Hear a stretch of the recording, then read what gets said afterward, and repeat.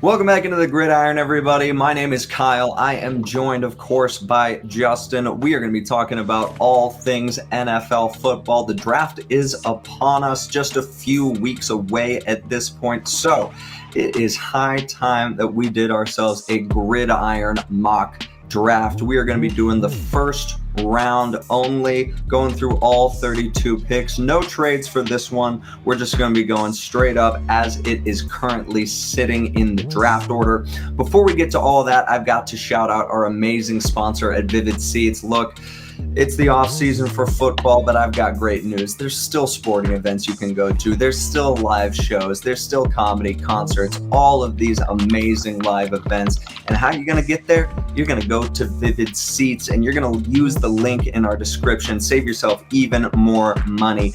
Get yourself over to Vivid Seats. It's the best ticket buying platform on the market. We're talking about guaranteed seats, ticket insurance, the best prices you can find, and a sweet discount if you use our code in the description. Thank you to Vivid Seats for sponsoring this episode. Now, we have got to get into it. There are 32 picks that we have got to make. Without further ado, let's get into it. We are going to be going through each of the 32 picks. Justin is handling all of the odd picks. I'm going to be handling all of the even picks. Yes, that is specifically planned so that Justin picks for the Giants and I pick for my Chicago Bears. Without further ado, the Tennessee Titans are officially on the clock. Where are the Titans going with this pick, Justin? The Titans are going with the most obvious pick that there is. This is the only pick where we can 100% say is going to happen. Cam Ward is going to be a Tennessee Titan for very obvious reasons. Killing it over in Miami, 4,300 yards last season, 39 touchdowns to only 7 interceptions. Brian Callahan needs his franchise quarterback for this team. They tried the Will Levis experiment. That did not work. Before him, it was Tannehill. That did not work. The Tennessee Titans need a quarterback to handle the reins of this team. And we already know the number one quarterback in this draft is Cam Ward. So guess what? You're going to go to the Music City now. There it is. And I love it. It's kind of the chalkiest pick that we've got in this draft. He's QB1. That is so obvious. Doesn't necessarily mean that it's like slam dunk you're going to be a franchise quarterback. This is a little bit of a weaker quarterback class in general. That being the case, let's talk about what Cleveland does here at 2. It's a lot of thought to Abdul Carter going to Cleveland. That would be a dangerous pairing with a newly extended Myles Garrett. I'm going to do something a little bit wild here. Nick Chubb's coming off the injury. Cleveland needs a running back. They draft running backs high. I think they go Ashton Jeanty here at 2. Now, this is probably the craziest take that I've got in this entire draft, but I really do think that it's a possibility. He's one of the best players in the draft. Cleveland has come out and said they're not really sold on a quarterback, and I think that if Cam Ward isn't there, Cleveland's not going to go to a quarterback at the very top of the draft. You take best available player at 2, and to me, that is Ashton Jeanty here. How crazy am I for that? Very. This is coming from a Giants fan who had the liberty of watching Saquon get drafted as high as he did. And you see how that set back my team for the next couple of years between that and Daniel Jones. So the idea of getting a running back this high, especially for Cleveland, who has so many holes to fill in that offense and in that team in general. I thought more of an Abdul Carter. I thought you were going to go more of a Shedeur Sanders because, you know, the Cleveland Browns do the Cleveland Browns when it comes to quarterbacks. But if they somehow skip all of that and go for Jeanty, everybody's mouths are going to hit the floor. Oh, it throws off so many draft boards if that happens. It really does. Oh my gosh. I hope it happens. I don't think it will. I think that the most likely scenario here is a Travis Hunter or an Abdul Carter. But if Jeanty goes to the Browns at 2, I like it, especially because I think they're going to get a quarterback later on in the first, a Jackson Dart maybe. But I digress. Let's get to 3. Your Giants are on the clock. Okay, so there's been a lot of rumors, a lot of fires going on about who they're going to draft.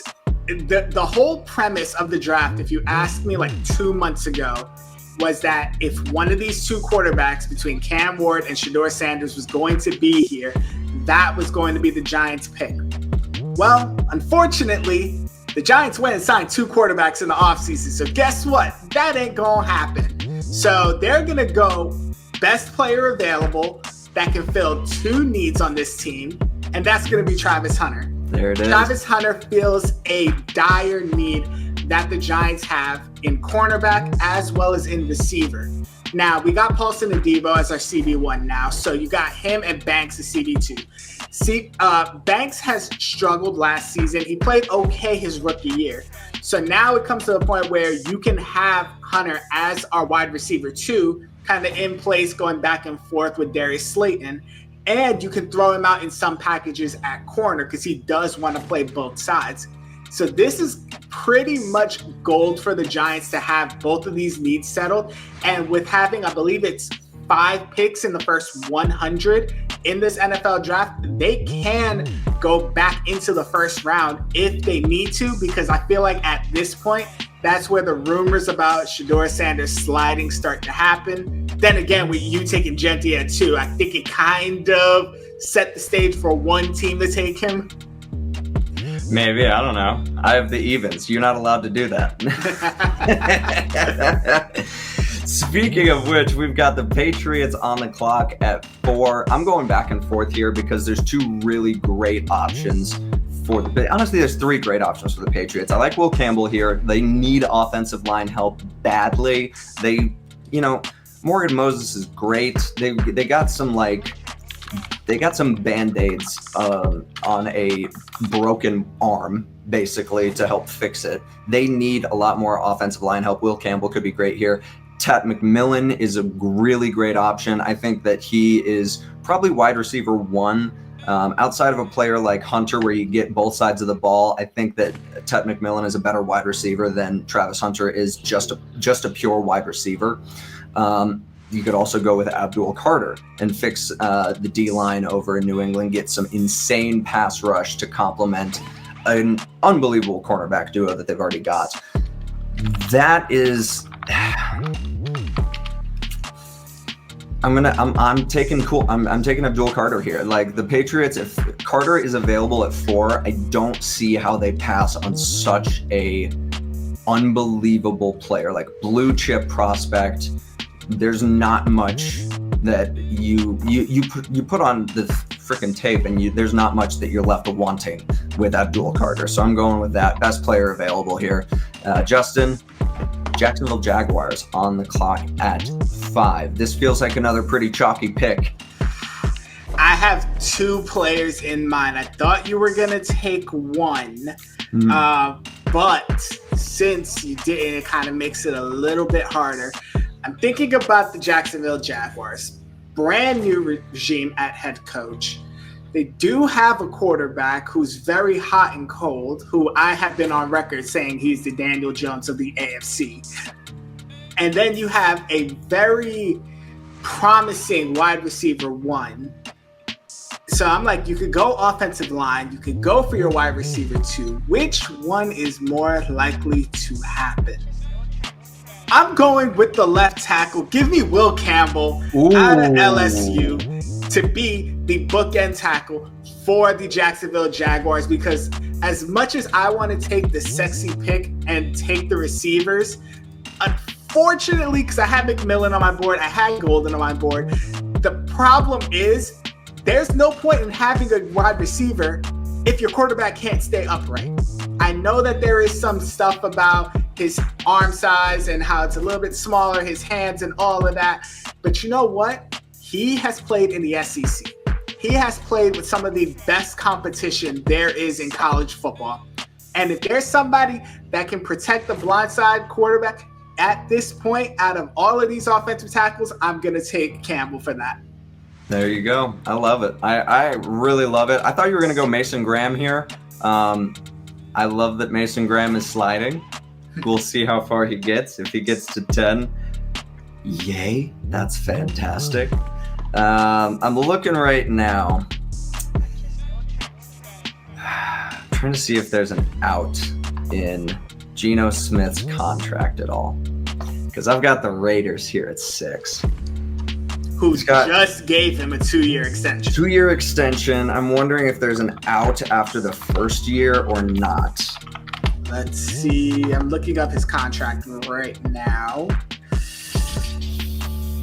2025. That's his. The contract starts this year, or it starts next year. It starts next year, I think. Okay. So it's an extension of it. Actual.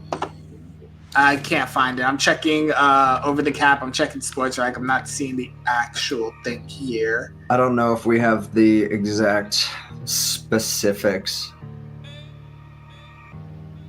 It looks like, for some reason, Sport Track is saying that there's no cap hit in 26 and 27. I'm going to just assume that that's not entirely true, but I'm going to assume that it does kind of create a little bit of an out here. And I'm going Shedeur Sanders to the Raiders. Actually, is off the table. I don't think he slides. Legitimately, I think that that's noise that GMs are trying to push in order to make him slide down draft boards, maybe. I think that he is an NFL quarterback. And if he gets past the Raiders, that doesn't make sense to me. Because, yes, he's a little bit more developmental. He's one of those that you'd like to see maybe sit behind a veteran like Geno Smith for a little bit.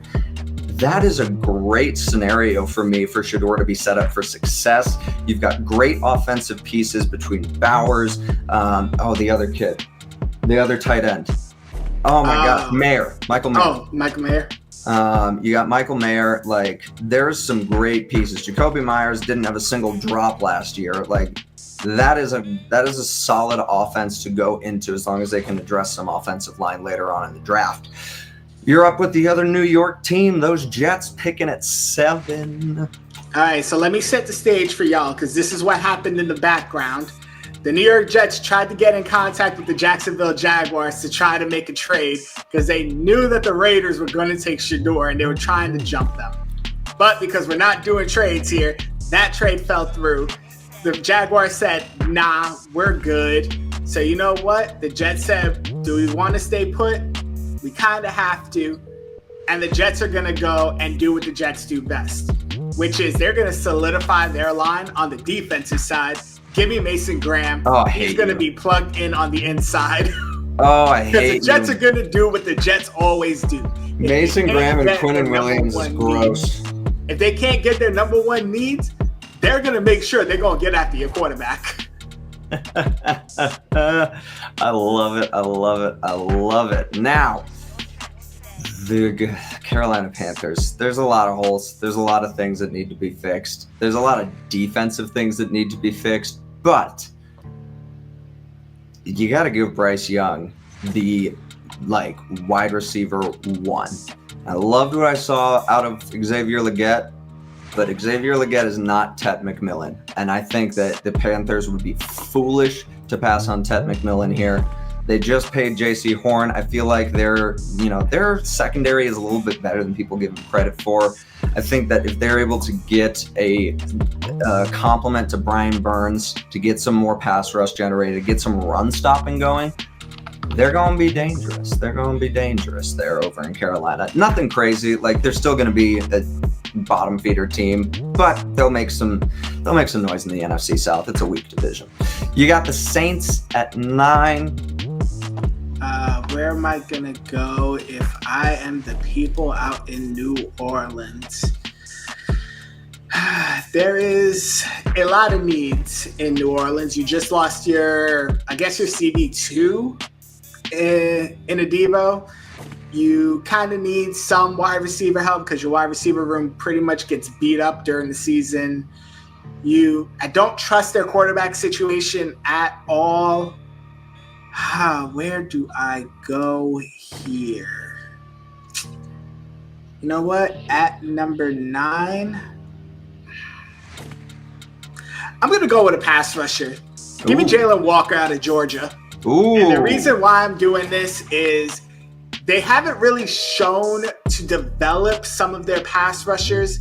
They do have Chase Young, but he was not homegrown. He came in as a free agent, or I believe a trade. They just declined a fifth-year option on one of their draft picks. Cam Jordan is turning 36. We need to start grooming that next great pass rusher in New Orleans that can pretty much hold the realm for them. And yes, it is a stock pass rush draft here, but I feel like if you have somebody with Walker's talent available at 9, because he's already on ESPN as a 6th ranked player overall. If I get him at 9, that's pretty good value. So I'm going to go with that. There it is. There it is. And my Bears are now on the clock at 10. Unfortunately, Ashton Genty is off the board already. Who could have done such a thing? And I do think that Ryan Poles will see a pass rusher go beforehand, and he's going to take Shedeur Stewart out of Texas Tech. Love this pick for the Bears. You have Montez Sweat taking up the other edge. You add Shedeur Stewart. It is suddenly a very scary edge duo on the Chicago defensive line. I think that opens up a lot of opportunities for Javon Dexter on the defensive interior there. He took a nice step forward last season. I think that he can really, really come into his own if you bolster that defensive line even more. And obviously, what else can I say about Montez Sweat except for the fact that he led both the Bears and the Commanders in sacks when he was traded that year, 2 years ago, and I love him. He's one of my favorite Chicago Bears. We got the Niners, 11. Let's go, Justin. Where are they going? All right, so the Niners, I'm taking one of their biggest needs that they have right now. They lost a lot in free agency, and I need to start replenishing some of this. So you know what? Give me Will Johnson from Michigan. I'm going to take a cornerback with the number 11 overall pick. I feel like they need to replenish that DB room after everybody that they've lost. They lost Ward. They lost Hufanga. They just need to replenish that. I don't have to worry about the front 7 of the 49ers, but unless they can get home each and every time, I need cornerbacks that can step up. There you go. There you go. I really love that. The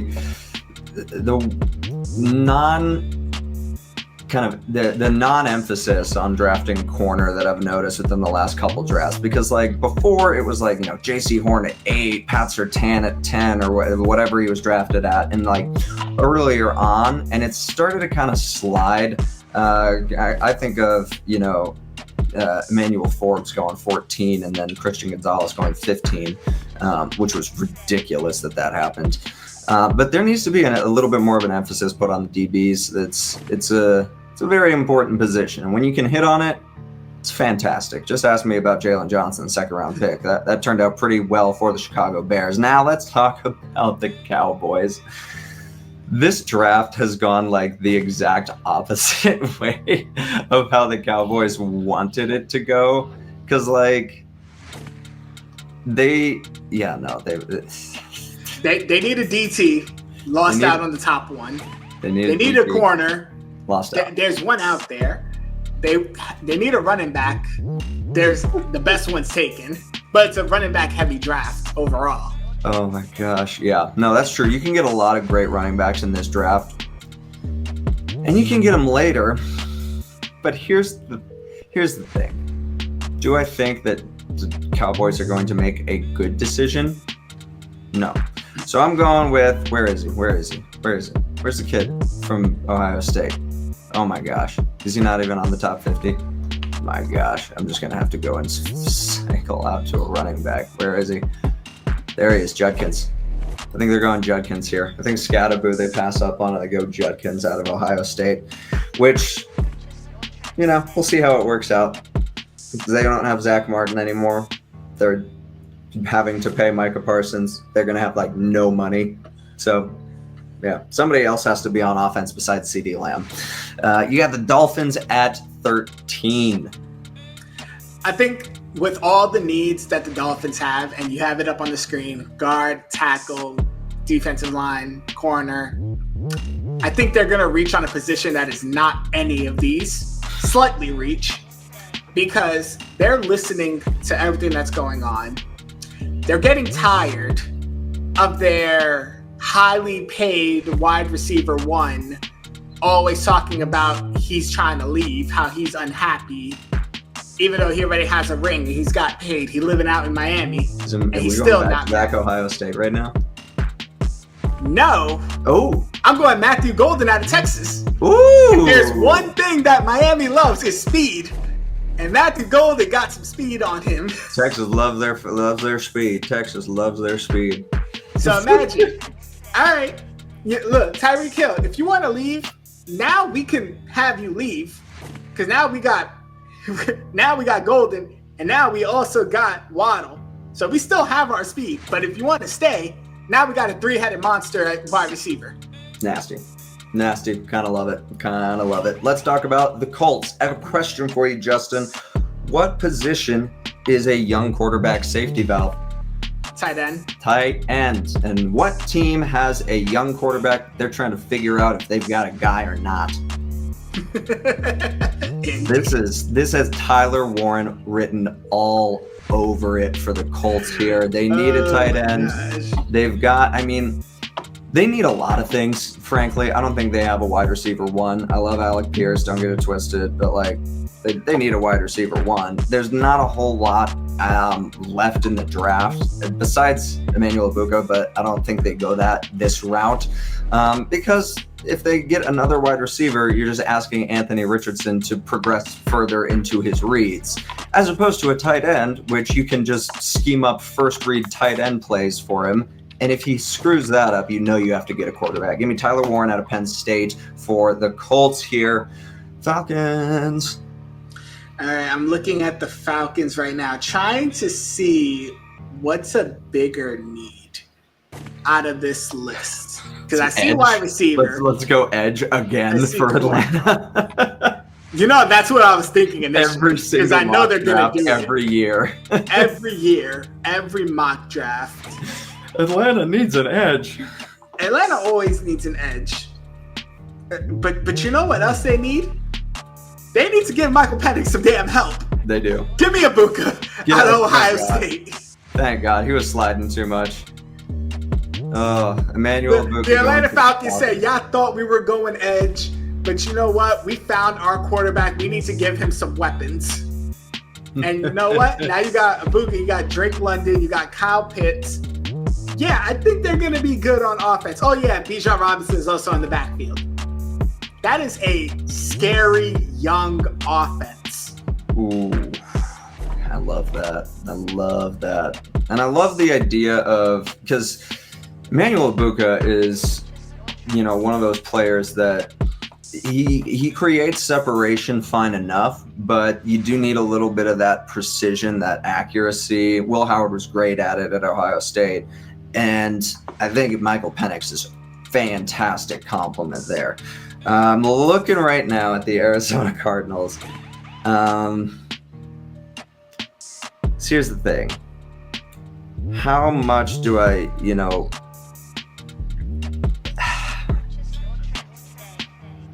how much do I trust them on the offensive line at this point? They've gotten better. And they fixed some D-line problems a little bit, but not like crazy. I want to go tackle here. I really do. I don't know why. I want to go tackle. I want to go Membu. You flucker. I was going to go with that. I think I might. But I don't know, because the other part of me is like, Malachi Starks is still on the freaking board. I know they have Budda Baker, but there's no such thing as too much of a good thing. Oh, don't do it. I'm not doing it.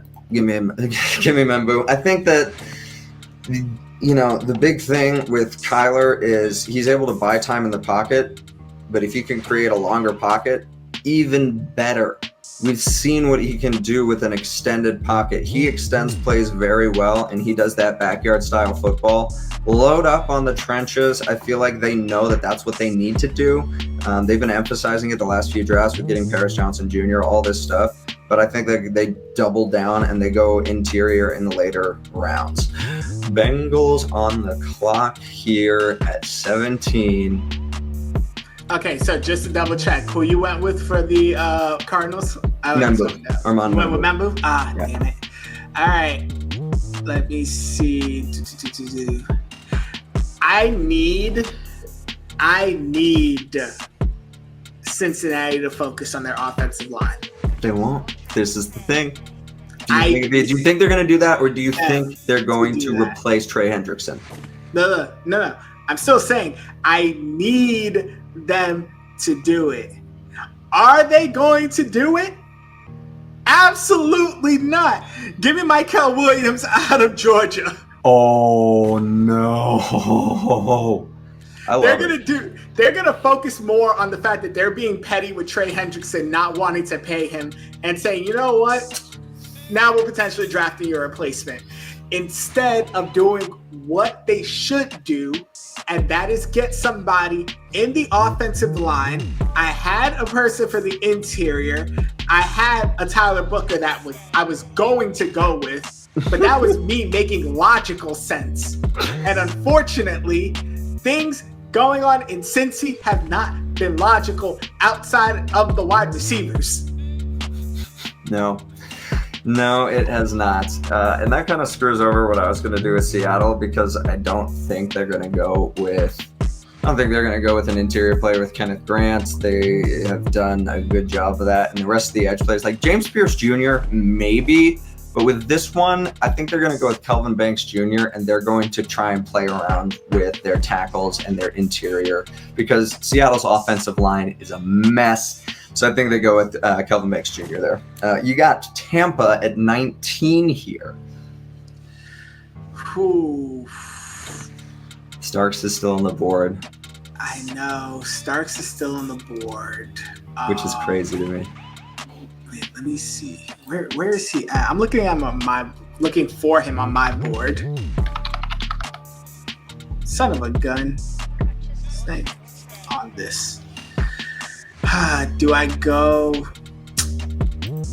Yeah, fuck it. Give me Starks. Let's just take him off the board. Take the best player. Like the fact that Starks. Let's go.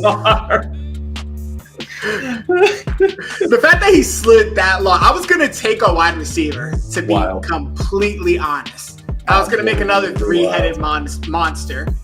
But if you have a top-ranked talent like Starks sliding that long, you gotta just go for it. You gotta pull the trigger, and then you'll make it work from there. This is tough for me with Denver, because I want to go with Scotabo, but I think that they can get him in the second. So, that being the case, I'm taking Kenneth Grant here, because that Denver defense is already filthy, and you add Kenneth Grant on the interior, suddenly, it becomes a whole new world. Like, Nick Benito's has 15 sacks. You're generating so much pressure that quarterbacks are throwing it directly to Pat Surtain II. I love Denver's defense so much, and I think that they're going to double down on it in the draft and get the best player that's still available, which in my mind is Kenneth Grant. Yet Steelers at 21, the quarterbackless Steelers. Do I make the assumption that Aaron Rodgers becomes a Steeler? It seems safe enough at this point. It seems pretty safe. Who's he gonna lose? It seems like that's gonna be where he goes. Okay, so we're taking out quarterback. Yeah. I feel like running back, it's so deep in the draft that I should hold out on a running back. But however, they don't have one. Love Tyler Warren, but I don't love Warren. That's the problem. Go UNC, man. It's like the PTSD in me from the Giants does not want to do it. But I'm supposed to be. Jahmyr Gibbs was a first-round running back. Come on. But I'm supposed to be a Steeler. Steelers love grit. They love attitude. Ooh. Give me Hampton out of UNC. Let's go. I thought you were going to go Scatterboo for a second, but I love Hampton. Love Hampton going to the I want to do a blend of power, quickness, speed. Like, what was his stats? 1,600 yards rushing, 15 touchdowns. This just adds another element to the potential Aaron Rodgers-led Steelers offense. And you don't have to worry about their defense. So I didn't even think about going defense with the first-round pick. It was all offense. I was really choosing between Hampton, and I was actually also considering Jaden Higgins out of Iowa State, because build out that wide receiver room for Aaron Rodgers. I like it. You got DK, you got Pickens. Yeah, but I like what they've got. You know how the Steelers are. I like Pickens is thing, one though. season away from getting You can't set up the play action to those two. You can't set up the play action to those two if you don't have an actual running threat. That's and true. Got rid of Fields. So and if it's Rodgers, you have no running factor from a quarterback at all. That's tough. I don't know. Speaking of tough, I don't know which edge player, because it's Harbaugh. He's getting a trench player, but I'm bouncing between Mike Green and James Pierce Jr. Because with Mike Green, the whole thing is lower competition, but that doesn't really matter to Harbaugh. He likes his football guys. I'm talking myself into it. Give me Mike Green out of Marshall to replace Joey Bosa on the edge for the Chargers. I'm glad I did evens. The disgusting, reprehensible Green Bay Packers. You are on the clock, Justin. Here's the thing. I just want to go back to your pick real quick. What about Mike Green? Because yes, people can say the lesser competition, but the fact that he got 17 sacks last year, ridiculous. Even if you cut it in half based on competition, that's still 8.5. It's the same argument that they're using against Genty playing in Mountain West, and I'm like, okay, he dominated though. He was dominant, and look at what he did against Oregon. Where am I gonna go with? Do something that is gonna make me happy. Draft Jackson Dart. No. Imagine. You know what? Give me Barron out of Texas. All right. I think he slid long enough. Yeah. The Green Bay Packers does have a need at the cornerback slot. Jair Alexander has not been healthy the last couple of seasons. You need somebody that can take over that CB2 role and potentially become a CB1. So you know what? That's where we're going to go. I love it. Vikings on the clock. I don't see a whole lot of offensive needs. Even with the running back, I think Aaron Jones is a great back, especially running behind that Vikings offensive line. I think he'll be doing just fine. The big thing for me is they are gonna. I think this is Flores's pick in this round, because they need a little bit of. I think they need a little bit extra pop with their defense. Obviously, you're getting one of the best coordinators with Flores, so it's going to be a phenomenal scheme that'll highlight the strengths of whatever players he has. But Jahad Campbell's still on the board. And I kind of love the idea of Van Ginkel and Campbell just being the most annoying linebacker room in the NFL, because that is just disgusting. So I'm going with Jahad Campbell out of Alabama. I think Brian Flores is going to be kind of cheering in the draft room that he got that player at that position. Houston Texans. I'm not even going to front. Tyler Booker, you're a Texan. There it is. I need offensive line help with this team badly. You do not want to waste the potential that you have at quarterback with CJ Stroud by not building this offensive line.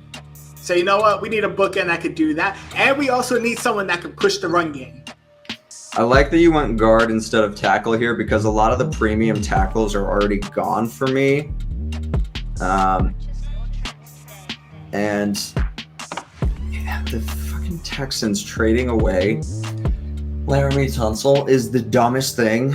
The dumbest thing. Especially, like, that was their biggest hole, was their offensive line. And they're like, man, we don't need our best offensive lineman, actually. It's ridiculous. Absolutely absurd. If I have to put out a real bold prediction, I think the Texans do trade up to get a tackle. Like, in a perfect world, that's what they do. They have the gall to trade up in the first round. They've already done it. They went back-to-back when they got Stroud and forgot his last name. Anyways. Will Campbell. No, Anderson. Will Anderson. My God. So they will trade up if they need to. If there's a tackle that slides. If there's a tackle that slides, they should trade up because, my God, what are they doing? I am torn here because I'm like, Colston Loveland is... It's a fun pick, but I like Luther here. I like Missouri's Luther Burden, especially because they just got rid of Coop. You need a compliment to Puka. Obviously, Puka's your one. Like, that's fantastic. And Luther doesn't need to be a one. In fact, I don't think that's what he's built for. But he can be a great compliment to Puka.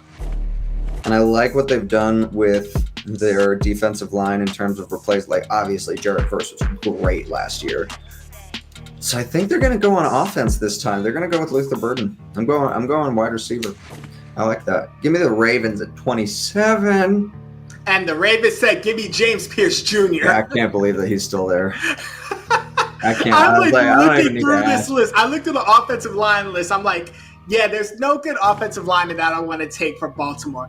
Then I looked on the defense side. I'm like, yo, is James Pierce Jr. still on the board? I saw his name pop up. I'm like, yep, you are officially a Baltimore Raven. The Ravens need a little bit of help on defense in that pass rush room. And you know what? Now they got it. They took best player available. Yeah. And the Lions seeing an edge going off the board, I don't think they love that. I don't think they love their depth necessarily. My big debate here is, do I go Ole Miss with Walter Nolan? Do I go with Donovan out of Boston College? I'm not even going to try the last name. I'm going to try it. No, I'm not. I'm not going to do it. But I am going to draft him. I think the Lions got completely destroyed with those defensive injuries last year, and they're going to learn from their mistakes. Like, if we know one thing about Dan Campbell's Lions is that they are not going to get fooled twice, and they're going to just load up on depth pieces on defense. Their offense, they've still got a lot of great pieces. We'll see if they're able to keep it going without their mastermind, because he came to my Chicago Bears. Commanders 29. What do they do, Justin? It says their biggest need is running back. Which is interesting. I'm pretty sure they're good on the running back side, right? They got Brian Thomas Jr. No, yes. Yeah, they got Brian Thomas Jr. They still got Austin Eckler. I don't think there's a real need at running back on the number one pick. So they say guard is another need. However, I have the unfortunate ability that I have to watch them twice a year. Mm-hmm. And if there's one thing that I think they lost out on and they need to rebuild, it's that interior D-line. So give me Derek Harmon out of Oregon to build up the inside. Over Walter Nolan. I like that. Yep. I actually kind of like that. Give me him over Walter. I feel like they need size in the middle of that lineup. So I'm taking somebody who is 6'5", 313 pounds. Walter Nolan, as good as he is a little bit undersized at 6'4", 296 for what I think the Commanders need, which is a run stuffer. Absolutely. Now let's talk a little bit about them Buffalo Bills. You got the MVP at quarterback, so He's going to make those wide receivers work, whoever they may be. There was a whole bunch of like, oh, Josh Allen has no weapon, so he's going to get exposed this year. Then he won the MVP. So, I don't know. You tell me, did he? This is going to be, I think, the defensive side of the ball. I'm wondering if they go Nolan here, just because I'm like, ooh, I kind of like it. And the edge players that are left and the defensive interior players, I'm just like, not crazy about it. Yeah, no, I'm going Walter Nolan here for the Bills. I think that kind of player that's the type of player that Sean McDermott likes on the defensive line. Able to use the athleticism and a little bit undersized, like you said, but I don't think that's going to be a problem for him. I really don't. He's got just really solid technique. I love it. You got the Chiefs at 31. We stole their guard. They were able to keep the other one. Yeah, I was really wanting to go with Nolan for this team. Like, they really need help. Kept them away, Can you do me a favor? Can you filter it to the offensive tackles? Let me see who's left on this board. Zabel's still on the board. Josh Simmons. I'm not crazy about Josh Simmons, but I don't think a lot of people are. Greg Zabel. I don't like either of these picks. I don't like North Dakota State. Perfect world. We would just trade this back. Yeah. Like, but I'm not. That's not. But that's not an option. So Noah's gone, Harmon's gone. I mean, at 31, it's not that bad for Simmons. So you know what? No, Josh Simmons. You know what? Yeah, give me Josh Simmons. Better than what I thought I was gonna do. I was gonna go Kenneth Grant out of Michigan. Really? But if you saw the Super Bowl, if you saw the playoffs, if you saw the tail end of the regular season, where did the Kansas City Chiefs get exposed at the most? On the tackles. Where do they need the most help? At the tackles. Oh yeah. They had their center, their guard as a tackle at one point for the Super Bowl. Yeah, Tooney, they swung Tooney from. Did they swing Tooney from tackle into guard or vice versa? No, from guard to tackle. Oh my gosh. And he got exposed in the Super Bowl. He's not a tackle. Exactly. First of all, and I guess this is me saying like my Giants thing. Nolan Smith is not as good as what he was in the Super Bowl.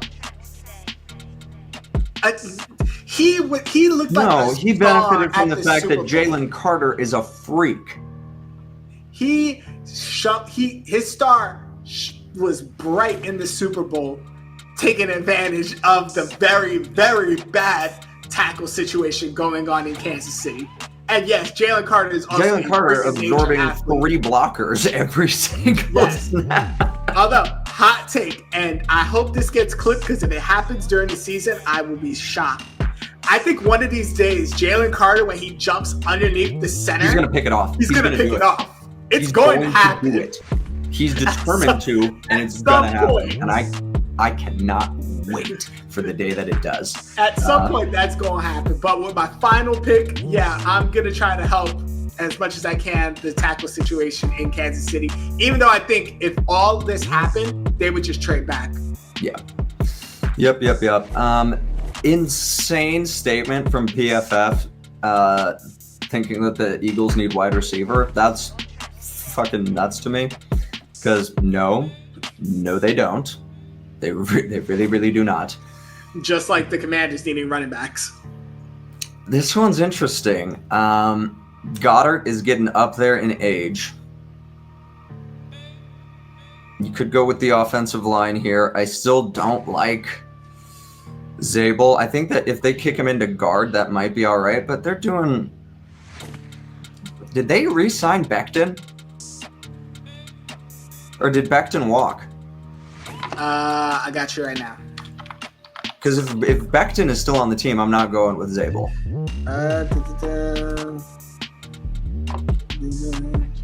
Oh, he's with the Chargers now. I'm going with Zabel. You're going to kick him in the guard? Never mind. I'm taking Zabel. Kick him into guard. I think that's fine. You've got the two best tackles in the league with Lane Johnson and Jordan Mailata. Lane Johnson is angry, I think, after not getting the first team All-Pro. So he's probably going to be with a vengeance. Now, and I think if this all happened, I'm going to tell you one trait that's going to happen. Like, if everything fell the way we just suggested it fell, with the 31st pick, the Kansas City Chiefs will trade back, and I have a sneaky suspicion it's the Giants that are going to trade back into the first round to take Jackson Dart. So that way you have Travis Hunter, who's your mainstay, and then you have your quarterback of the future that could sit behind two other quarterbacks for a year. I like that. That's my bold take on what would happen if this actually happened in the draft. Yeah, because we didn't do trades, it was hard to get Jackson Dart somewhere. Obviously, I think he's going to be a first-round pick. I think it's going to be towards the end of the round. We'll just see. We didn't do trades this time. This is like I set the tone early when I took Genty at 2. Yeah, that threw away. I'm pretty sure there's at least somebody. There's somebody who fell to their knees watching this. We're gonna post this mock draft and people will be like, "Never do a mock again. This is terrible." And I'm like, "Oh, makes it like every other mock draft. Great, fantastic." Now the craziest thing is if it actually happens. If it actually happens. If the Browns do the Browns. If it happens, I'm thrilled. Mark this video. This is our mock draft. Man, I think that went all right. Yeah, drop a comment. What's the most shocking pick outside of Genty? Outside of Genty. Obviously, that was just insane from me. Comment your favorite pick. Mine's probably Mason Graham to the Jets. That is filthy if that ends up happening. Mason Graham and Quinnen Williams would be a disgusting interior defensive line. Justin, what's your favorite out of this? Honestly, my favorite one out of all this is Miami.